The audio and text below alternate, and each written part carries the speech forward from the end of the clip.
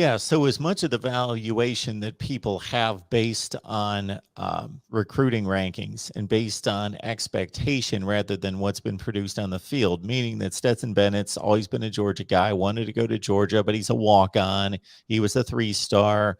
That brings with it a certain perception of how good he is versus JT Daniels is a five-star, started at USC, expected to be a great quarterback. So people look at him as he is a great quarterback versus Stetson Bennett is a fill-in guy. It's true that whenever JT Daniels was recruited, he was number 3 in the nation behind Trevor Lawrence and Justin Fields. And that was after he reclassified. When he classified the first time, he was actually number 1 in the country. So there's a lot of talent there. However, the college football is full of five-star players that end up being a bust. It's actually more likely that a five-star player will become a bust than will become a elite running back. If we go back to the years of Todd Gurley and Keith Marshall was actually rated higher than Todd Gurley, but we know how that turned out. So there's something. Although he wasn't a bust, to be fair. He wasn't a bust. Fair enough. He wasn't a bust, but he wasn't quite as good as Todd Gurley. So I think sometimes as fans and analysts, we really put too much faith in the recruiting aspect of it instead of looking at what we have on the field.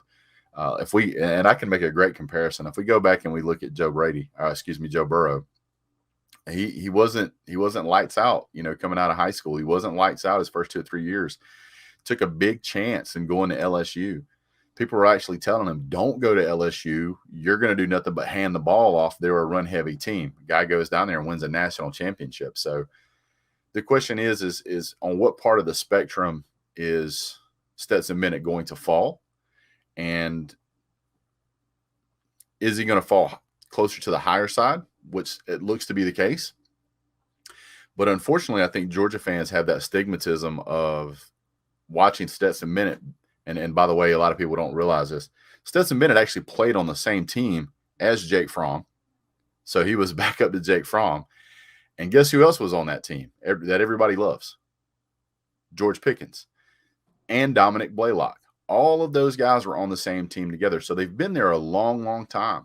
Stetson Bennett has a wealth of knowledge from playing at Georgia that JT Daniels doesn't have yet. Now, he may get it, but not at this point. I think JT Daniels may go on to become an outstanding quarterback, but I think a couple of things are factoring into that. Is how Stetson Bennett has played in the past in some of the bigger games. That scares Georgia fans. And also the fact that he doesn't have this super 5-star phenom rating. And I think they're letting that get ahead of where his talent really lies.